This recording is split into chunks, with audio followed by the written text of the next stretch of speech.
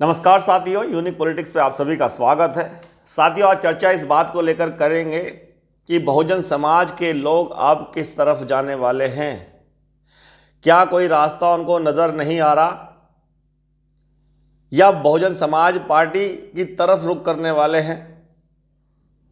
इस पर थोड़ी सी चर्चा कर लेते हैं, क्योंकि बहुत लोगों के बीच में जाकर के या मुझे जितने फ़ोन आ रहे हैं विद्वानों के, जो बीएसपी के मिशनरी लोग हैं, जिन्होंने कभी पार्टी को छोड़ा नहीं, जो घर से काम कर रहे हैं और बीएसपी को मजबूत करने का काम कर रहे हैं, उनकी तरफ से जो प्रतिक्रिया आ रही है या जो वो मुझे बता रहे हैं, मैं आपके सामने रखने की कोशिश करूँगा। और ये चीज़ मैंने देखी भी है, जमीन पर जाकर, लोगों के बीच में जाकर ये चीज़ समझी भी है कि 2022 का चुनाव हो चाहे 24 का चुनाव हो, जिस तरह से बीएसपी को छोड़कर दलितों ने दूसरी पार्टियों का साथ दिया, दूसरी पार्टी मतलब सीधा सीधा कह सकते हैं कि समाजवादी पार्टी, और 24 के चुनाव में गठबंधन कांग्रेस और समाजवादी पार्टी का था, तो इंडिया गठबंधन को वोट दिया। तो अब क्या दलित को कोई फायदा मिला? क्योंकि 2022 के चुनाव के अंदर जिस तरह से बीजेपी को हटाने की बात की जा रही थी कि अगर बीजेपी को कोई हटा सकता है तो समाजवादी पार्टी और आरएलडी, बीएसपी तब अकेली थी। लोगों का तर्क ये भी है कि बहन जी थोड़ी सी कम सक्रिय थी। जिस तरह से चुनाव लड़ना चाहिए, जिस दमदारी से चुनाव लड़ना चाहिए 2022 का चुनाव, बहन जी ने वो नहीं लड़ा। 2019 के चुनाव में गठबंधन के बाद से जो सक्रियता रही बहन जी की, और ऊपर से बहन जी अगर सक्रिय नहीं है तो नीचे के जितने पदाधिकारी हैं वो तो वैसे से सक्रिय नहीं होते, तो ऊपर का जो लीडर है वो अगर एक्टिव होता है तो नीचे के सब एक्टिव हो जाते हैं। तो लोगों का मानना था कि 2022 के चुनाव में बहन जी उतनी एक्टिव नहीं थी। इसी वजह से आरएलडी और समाजवादी पार्टी का गठबंधन हुआ, और ये गठबंधन इस तरह का माहौल बनाने लगा कि बीजेपी को हरा सकता है। अब जो मिशनरी लोग थे या जो बसपा के वोटर्स थे, उनको बहका दिया गया कि उत्तर प्रदेश के अंदर तो सरकार अगर बदलनी है तो समाजवादी पार्टी और आरएलडी का जो गठबंधन है उनको वोट दे दो। तो लोगों ने ऐसा किया भी था कि चलिए बहन जी को 27 में मुख्यमंत्री बना देंगे, कम से कम 22 में इन्हें सत्ता से हटा दें बीजेपी को। लेकिन दलितों ने इतना वोट दिया भर भर के, और मुसलमानों ने इतना वोट दिया समाजवादी पार्टी को, उसके बाद भी समाजवादी पार्टी जीत नहीं पाई। लेकिन हाँ, फायदा हुआ। फायदा तो इतना हो गया कि 125 पर पहुंच गए, इतने एमएलए लेकर आ गए, लेकिन उन्होंने कोई काम तो किया नहीं। जो नीतियां बीजेपी बना रही थी उत्तर प्रदेश के अंदर, उन नीतियों को रोक तो समाजवादी पार्टी नहीं पाई। फिर फायदा किस बात का? लेकिन उसके बाद 2024 में फिर माहौल बनाने की कोशिश की,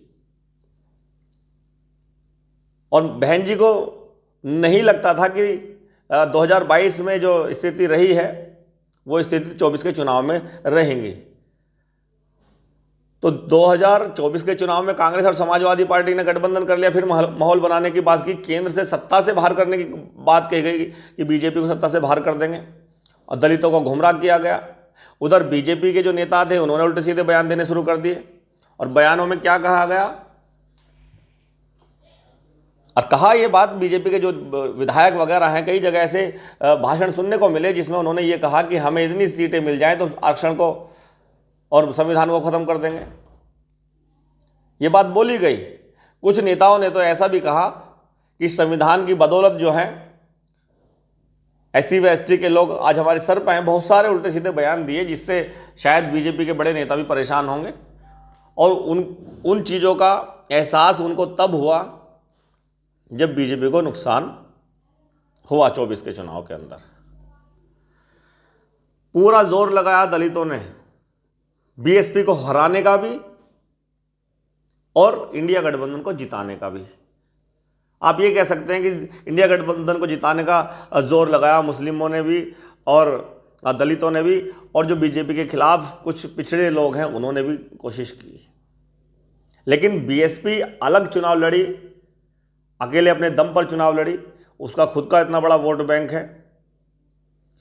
हालांकि इस चुनाव में कमज़ोर हुई बसपा, 10% वोट प्रतिशत गिर गया, लेकिन क्या 37 सीटें लाने के बाद अखिलेश यादव, 6 सीटें कांग्रेस ले उत्तर प्रदेश के अंदर, पूरे देश में बीजेपी 240 पे रही, लेकिन सहयोगी दलों के साथ तो उन्होंने अपनी सरकार बना ली। कहने लगे कि बाद में जब सरकार नहीं बनी तब क्या तर्क दिए इन्होंने कि विपक्ष मजबूत होना चाहिए। अगर विपक्ष मजबूत हो गया है तो दलितों के हितों की रक्षा कौन कर रहा है? किसने की? जो पॉलिसी बनाई जा रही है उनको लागू किया जा रहा है, बल्कि ये तो साथ दे रहे हैं। इसका मतलब मिले जुले हैं, ये सीधे सीधे कह सकते हैं। मायावती जी हमेशा ये कहती रही, समझाती रही कि आरक्षण को ख़त्म कर देंगे। ये जो सुप्रीम कोर्ट का जो एक सलाह है, इस सलाह के कारण आरक्षण को ख़त्म करने की तैयारी चल रही है। बीजेपी की मंशा ठीक नहीं है और कांग्रेस मिली हुई है इसमें। ये तो साबित हो गया, साफ साफ साबित हो गया। तो जब ये रोक नहीं सकते इनको, ना ये जीत सकते हैं बीएसपी के बिना, उसके बावजूद समाज अब क्यों वोट देगा इनको? नहीं देगा। मैं ज़मीनी स्तर पर जाकर बात कर रहा हूँ, लोगों के बीच में जा रहा हूँ, ये चीज़ें सामने आ रही हैं कि अब बीएसपी के जो लोग हैं या बीएसपी का जो वोटर है और पिछड़ी जाति के लोग जिन्होंने समाजवादी और कांग्रेस को वोट दिया था, वो भी नहीं देंगे, वो वोट बीएसपी को देंगे। इसका मतलब दलितों का सारा वोट बैंक वापस आ सकता है। और इस तरह की तैयारी भी बहन जी ने की। 24 के चुनाव के बाद से सक्रियता बढ़ाई और अपने जो पदाधिकारी हैं जिनका मनोबल टूटा हुआ था, मैंने कई लोगों से ऐसी बात की जिनका मनोबल ऐसा था कि वो, उनके अंदर होता ना कि भाई हम जीत नहीं पाएंगे, हमारी एक सीट आई है, 0 पर हम आ गए। जो मनोबल होता है वो पदाधिकारियों को जो थोड़ा बहुत कमज़ोर हुआ। लेकिन उसके बाद मायावती जी ने क्या किया? मीटिंग बुलाई, बैठकें बुलाई और सब में जोश भरा, उत्साह के साथ दोबारा चुनाव लड़ने की तैयारी की। और हरियाणा में जिस तरह का चुनाव लड़ा गया, ये काबिल तारीफ है। सीट नहीं आई लेकिन अच्छा वोट मिला। 2-3 सीटें आ जाती। जिस तरह से बहन जी ने कहा कि जाटों ने वोट नहीं दिया, ठीक है नहीं दिया, लेकिन अगर वो दे देते, या मैं कहता हूँ ये किसी सीट पे सडोरा की जो सीट है वहाँ पर अगर चंद्रशेखर नहीं होते, वो भी बीएसपी के खाते में सीट चली जाती। तो हरियाणा में अच्छा चुनाव लड़ा गया और इनेलो को इसका फ़ायदा भी हुआ। तो वही सक्रियता आज भी बनी हुई है, पूरी तरह से एक्टिव है और अपने पदाधिकारियों को बहन जी ने एक्टिव कर रखा है। तो हमने जो विश्लेषण किया है, लोगों के बीच में जाकर ये चीज़ समझी है, तो दलितों का ये मानना है कि समाजवादी पार्टी या कांग्रेस को वोट देकर फ़ायदा तो कुछ होने वाला नहीं है। ना ही कभी जीतते हैं और ना कोई, अगर इनका फ़ायदा हुआ है 37 सांसद आ गए, इन्होंने कोई प्रोटेस्ट तो किया नहीं। SC ST के अंदर जो बंटवारा या वर्गीकरण को लेकर किया, इनके पक्ष में भी ये नहीं है, वो इसके खिलाफ भी इन्होंने कोई आंदोलन नहीं किया, बल्कि इनके तो पक्ष में नज़र आ रहे हैं। धर्मेंद्र यादव ने बयान भी इस तरह का दिया था। तो दलितों को सीधे सीधे ये चीज़ समझ में आ गई है कि अगर इधर फ़ायदा नहीं हो रहा, कम से कम अपनी पार्टी को तो वोट दे ले। ये मानसिकता, ये सोच बदल चुकी है दलितों की और ये सोच ही फ़ायदा देगी। और जो मुस्लिम समाज के जो लोग हैं, जो छिटके हैं बीएसपी से, वो इसी कारण कहीं ना कहीं छिटके हैं कि दलितों ने वोट देना शुरू कर दिया। इतना बड़ा वोट बैंक दलितों का है, अगर वो बीएसपी के साथ वापस आ जाता है तो मुसलमान अपने आप आ जाएंगे। मुसलमानों को वापस बुलाने के लिए मायावती जी को दलितों का वोट लाना पड़ेगा। और अखिलेश यादव को जो 37 सीटों का फ़ायदा हुआ है, 32 सीटों का फ़ायदा हुआ है, 37 सीटें आई हैं, तो उसमें पूरा का पूरा रोल दलित प्ले करते हैं। यानी कि दलितों ने अगर वोट नहीं दिया होता तो ये सीट नहीं आती। इतनी बड़ी आबादी दलितों की है, बसपा को छोड़कर उधर चली गई, और बसपा के साथ चली जाती सारी की सारी, तो बसपा की कई सीटें आ जाती। ये भी सच्चाई है।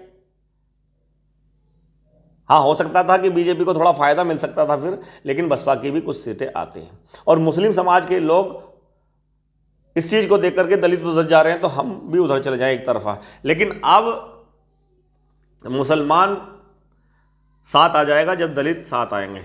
तो उपचुनाव की इस सीटों पे दमदारी से बसपा चुनाव लड़ने वाली है और फ़ायदा जरूर कहीं ना कहीं बीएसपी को मिलेगा। आप देखिए कि सीटों पर किस तरह से वोट मिलता है पहले के मुकाबले। जो जाटो समाज के लोग या दलित समाज के लोग जो उधर समाजवादी पार्टी पे गए थे, वो उतनी संख्या में अब नहीं जाएंगे, वो बसपा के साथ रहेंगे। और बसपा की, चाहे बसपा हारे या जीते किसी भी सीट पर, लेकिन बसपा को अब अच्छा वोट मिलेगा। और इस चीज़ को देखते हुए मुस्लिम समाज के लोग भी साथ आएंगे। ये सच्चाई है। कि बहुत नुकसान कर लिया समाजवादी पार्टी और कांग्रेस को वोट दे करके। जब नीतियों को ही नहीं रोक पा रहे, जो नीतियां SC व ST के खिलाफ बन रही हैं, तो कोई क्या फ़ायदा इनको वोट देने का। ये बात अब दलित समाज समझ चुका है और इसका फ़ायदा जरूर बहन जी को होने वाला है। और दूसरा, बहन जी भी ऊपर से अपने पदाधिकारियों को एक्टिव करके रखी हुई है और बोला है उनको कि चुनाव सारे दमदारी से लड़ने हैं, पूरी ताकत लगा देनी है चुनाव के अंदर। ये बड़ी बात है। और इस चुनाव में उपचुनाव में आकाश आनंद भी प्रचार प्रसार के लिए आएंगे, तो चुनाव दमदारी से लड़ा जाएगा। तो ये फायदा होने वाला है। तो 27 में इसका रिजल्ट आपको देखने को मिलेगा। तो 27 में बहुजन समाज पार्टी को फायदा जरूर मिलेगा और दलितों का एक तरफा वोट आएगा तो मुसलमान भी साथ आएंगे। लेकिन 27 बहुत दूर है, तब क्या होगा, क्या परिस्थितियां रहेंगी, क्योंकि बहन जी बड़े सोच समझकर कदम रख रही हैं और कोशिश कर रही हैं कि किस तरह से अपना खोया हुआ वोट बैंक है उसको भी वापस लाया जाए। क्योंकि आज सिर्फ जाटो समाज या दलित समाज के लोग ही हैं, पहले पिछड़ी जाति के जो लोग थे वो आज भी बहन जी को, राजभर, कुशवाहा, सहनी, ये तो एक तरफा बहन जी को पसंद करते हैं, हमेशा से वोट देते आए हैं। बल्कि यादव बड़ी संख्या में, अखिलेश यादव से ज़्यादा बड़ी संख्या में बहन जी के साथ रहते थे। बड़े बड़े नेता हैं यादव समाज से भी बसपा में। तो वो सारा वोट बैंक वापस लाने के लिए बहन जी मेहनत कर रही हैं और उसका असर देखने को मिलेगा। जिस तरह से अगर दलित वापस आ जाते हैं, वो कम बैक करते हैं अपनी पार्टी के अंदर, तो BSP भी कम बैक करेगी, BSP वापस आ जाएगी। और फिर यहाँ मैं तो कहता हूँ कि पूरे देश के अंदर जिस तरह से BSP का जनाधार है, उत्तर प्रदेश के अंदर सबसे ज़्यादा अगर किसी के पास पावर है, ताकत है या जनाधार है, और ताकत जो बनती है वो जनाधार से बनती है, तो वो बसपा के पास है, बहुजन समाज पार्टी के पास है। और वो वापस आते ही यहाँ का समीकरण कुछ और ही होगा, कुछ और ही नज़ारा होगा। और इस उपचुनाव में कहीं ना कहीं फ़ायदा BSP को मिलने वाला है। चलिए देखते हैं क्या होता है आने वाले समय में। अभी उपचुनाव 13 तारीख में मतदान हो जाएगा, 23 में रिजल्ट आ जाएगा। इसी महीने बहुत सारी चीज़ें क्लियर होने की हो जाएगी उपचुनाव से। बहुत बहुत धन्यवाद, नमस्कार।